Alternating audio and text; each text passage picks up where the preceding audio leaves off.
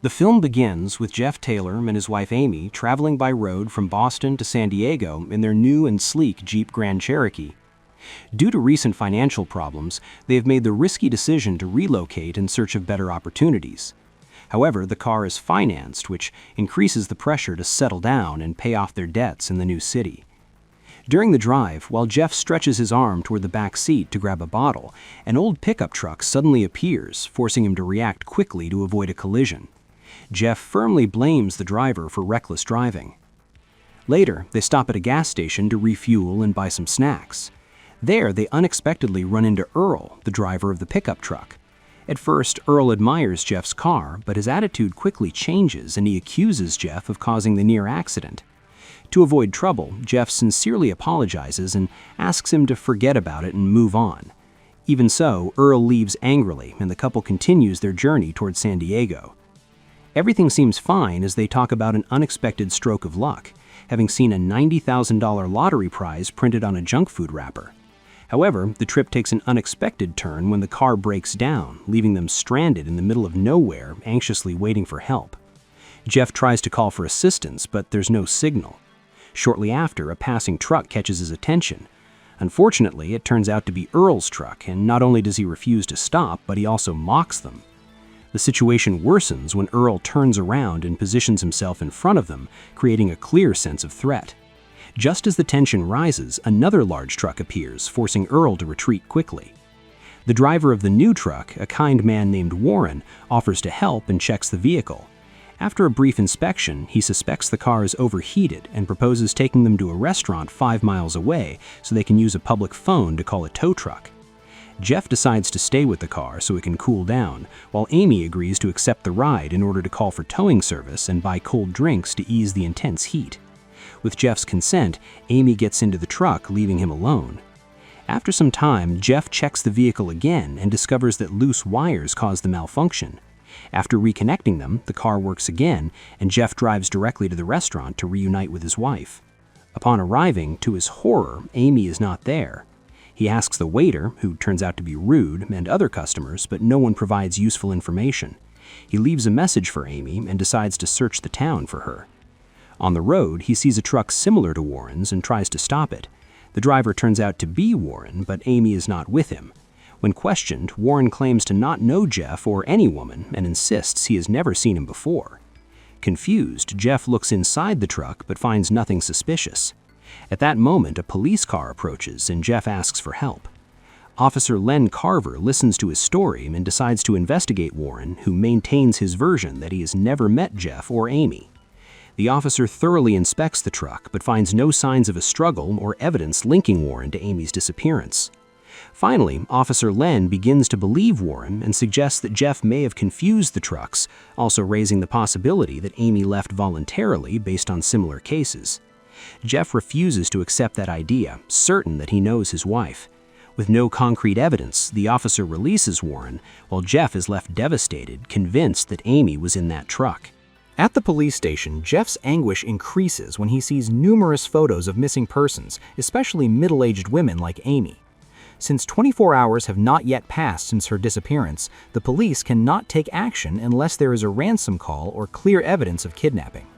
Filled with anguish and fear for his wife's safety, Jeff returns to the restaurant to speak again with the waiter, hoping to obtain more information about Amy.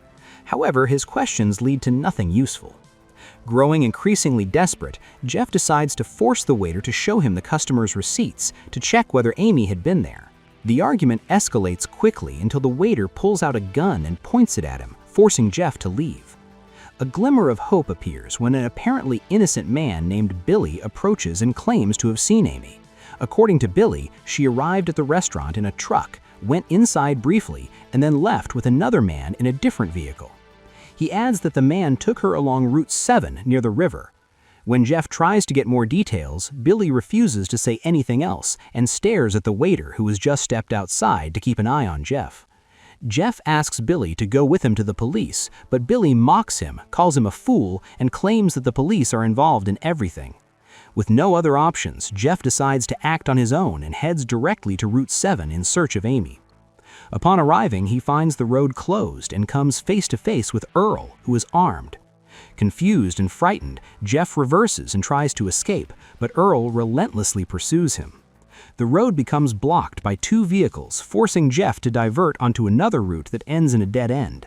With Earl closing in, Jeff makes a desperate decision and drives down a slope, causing his car to plunge into the river. To escape Earl, Jeff abandons the vehicle and follows the river's current, managing to flee the immediate danger. Although Earl takes his car, Jeff remains alive, which is the only thing that truly matters at that moment. Suddenly, Jeff is captured by someone unexpected, Billy, the supposedly innocent man from the restaurant. Jeff discovers that Billy and Earl are the ones who kidnapped Amy and are holding her for ransom. Amy had mentioned that Jeff had $90,000 in his bank account, and Jeff realizes the confusion when Earl makes a comment about junk food. In reality, those $90,000 were only a number seen on a wrapper during the trip. When Jeff gets out of the car, he is stunned to encounter Warren, who turns out to be the leader of the gang. Without wasting time, Warren orders him to go into town and personally ask the bank manager for an immediate transfer of money from his account. Time is critical. Jeff has only 50 minutes to get the money before Officer Len finishes his patrol. Warren warns him that he will be watched at all times and that if he fails, they will send him parts of his wife's body. Forced to comply, Jeff heads to the town's bank, knowing that he actually only has $5,000 in his account. Inside the bank, the manager notices Jeff's nervous state and suspects that something is wrong. Jeff tries to tell the truth, but the presence of a suspicious man in the building prevents him from doing so. Even so, the manager seems to pick up on the hint and asks Jeff to wait while they prepare the money. While waiting, Jeff discreetly checks the restroom in search of an object he could use as a weapon, but he finds nothing that he can hide on his body. When he returns, luck is on his side. The manager has intentionally left a razor blade on the table. After receiving the money, he is given new instructions to head to a car located on the main road. Shortly afterward, Earl appears and demands the money. Although Jeff asks to see his wife first, Earl points a gun at him and strikes him in the face.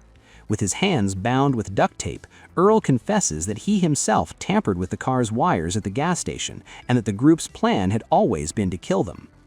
Jeff manages to use the stolen razor blade to cut the tape.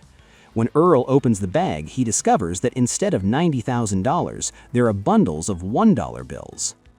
After a violent struggle, Jeff manages to overpower Earl and take control of the car, tying him by the neck and hands to the seat. By accelerating and braking abruptly, Jeff repeatedly suffocates him until he forces Earl to confess that Amy is at a truck stop. Just when everything seems to be coming together, Officer Len suddenly appears and orders Jeff to stop the vehicle. Believing Jeff to be the criminal, he ignores his pleas about Amy's kidnapping and Earl's involvement. Taking advantage of the chaos, Earl manages to escape from the car and shoots at the officer.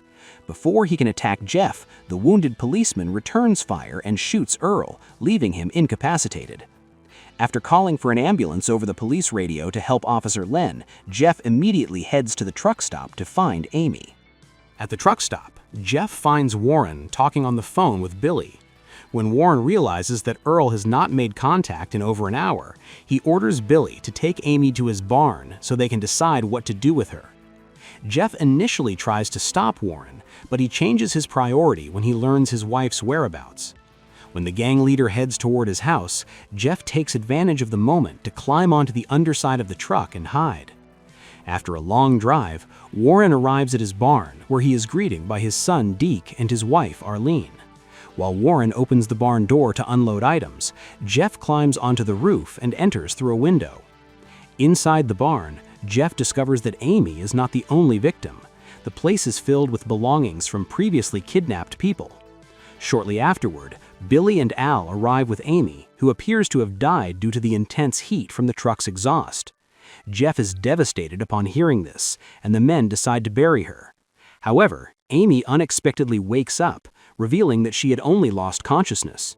When they try to lock her inside the basement refrigerator, Amy manages to see Jeff's eyes watching her from above. She is then taken down to the basement and locked inside. When the gang leaves to have dinner, Jeff searches for tools to open the lock but is unsuccessful. Determined to act, he takes a weapon from the truck and infiltrates the house to confront the kidnappers. During dinner, Everyone is stunned when Jeff suddenly appears inside Warren's house. Pointing the weapon at them, Jeff reveals to Arlene the true nature of his husband's activities and that his wife is being held captive in the barn. Before he can force them to cooperate, Deke appears aiming a rifle at him. The boy explains that the gun is always loaded to protect his mother, and Warren and Arlene order him to shoot. Jeff responds that neither the boy nor the mother is to blame for what is happening. At the last second, Jeff manages to deflect the shot, which hits Al, while Billy manages to escape. With Warren under threat, Jeff forces him to open the basement door and asks Arlene to show what is inside the refrigerator. Horrified, she finds Amy, confirming her husband's involvement in the kidnappings. Jeff decides to lock everyone in the basement, although Warren insists that he still needs to warn him about something. Shortly afterward, they see a tow truck outside the house. Jeff and Amy desperately try to escape, but discover that the key is missing. At the same time, Billy returns, frees the criminals, and flees. Amy searches the entire house for the key until she finally finds it, but the trouble continues when Warren appears with his massive truck. Just before Warren can ram them, the couple manages to evade the attack and escape. As they drive away, they realize that Warren and his accomplices are pursuing them in their own vehicles. Amid the chaos, Warren loses control of his truck due to traffic, causing a crash that destroys Al's vehicle. In a final, desperate chase, Warren corners Jeff and Amy on a bridge where he gains the upper hand. Disaster strikes when Warren's truck crushes Amy's car, trapping her leg among the wreckage. Left dangerously suspended at the edge of the bridge, Jeff gets out of the car to face Warren directly. The truck hangs off the bridge, and a fight to the death breaks out between the two men. Warren chains a length of chain to his wrist, intending to use it against Jeff, but in a twist of fate, Jeff prevails and sends Warren crashing onto the rocks below, seemingly killing him. Jeff manages to climb back up and helps Amy free her trapped leg. Outside the car, they embrace with relief and emotion. Finally, they look at the man who caused all their suffering and discover that he is still alive.